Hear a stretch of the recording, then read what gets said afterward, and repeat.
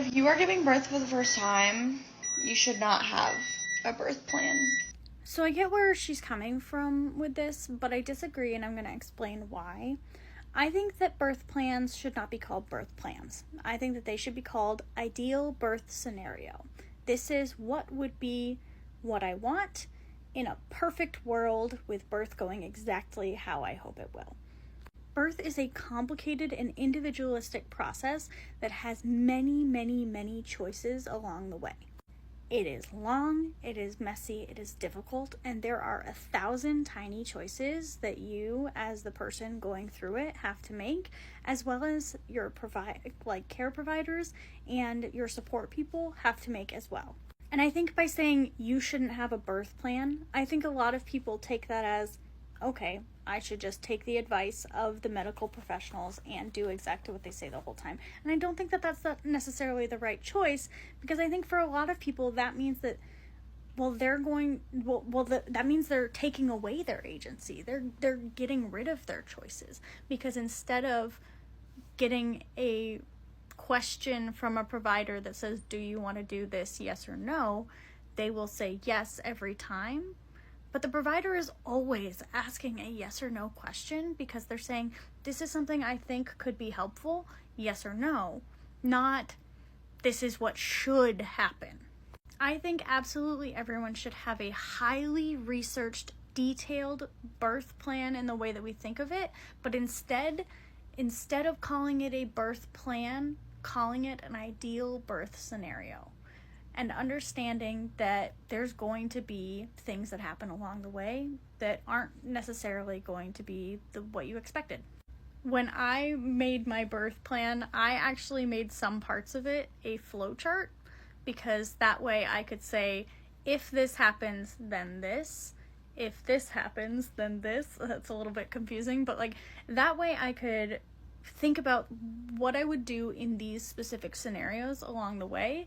And I also had a doula, which was extremely helpful because she had my birth plan. Of course, my providers had my birth plan, and my nurses saw my birth plan every time that they came in and came to talk to me about this. I had some weird things on there because I have OCD, so there were some things that every nurse was like, I've never seen anything like this, can we clarify it? So yeah, which I was like, yes, absolutely, I know, it's weird, but there's just some things that I cannot handle. That, anyway, not important, but being able to have a doula there or having a very knowledgeable support person is really important. I went with a doula specifically because my husband is super knowledgeable and very helpful, but he also is going to 100% defer to me on what I want to do, and I needed someone who is going to be able to give me advice if I had a question, and I didn't think that he was the right person for that, because he would be like, you should do whatever you want to do. And I needed someone to bounce things off of,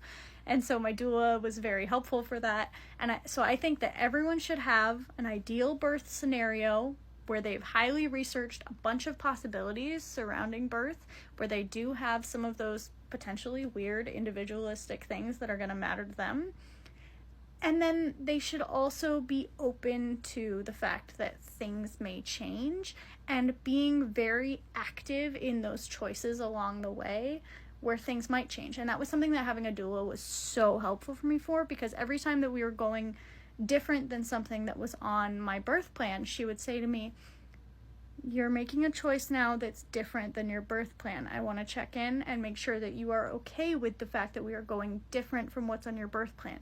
Is that really what you want to do, or are you changing it because of the scenario? Let's talk through it. Let's make sure that this is what you actually want. And that was super helpful, because it was every time exactly what I wanted because the scenario had changed. But it was helpful, very helpful for me emotionally to talk through those things.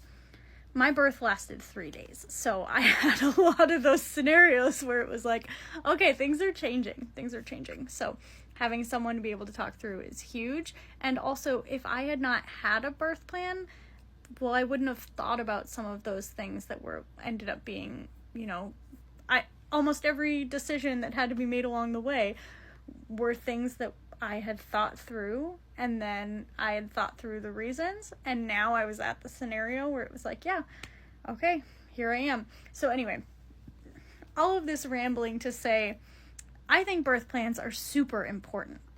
I also think every single person who goes into birth needs to have an open mind for things going off the birth plan, and also needs to be discussing with whoever is your support, whether that be the nurses there, your partner, your spouse, whether that be a doula, anyone, whoever's there for you, for your support, talking through those choices every single time to make sure that when you are deviating from that plan, there's a good reason and you're okay with it. And I think that that would, for a lot of people, help reduce a lot of birth trauma, because so much birth trauma surrounds things not going the way that you wanted or expected. And so if you're planning for things to not go the way you want or expect, I think that'll help.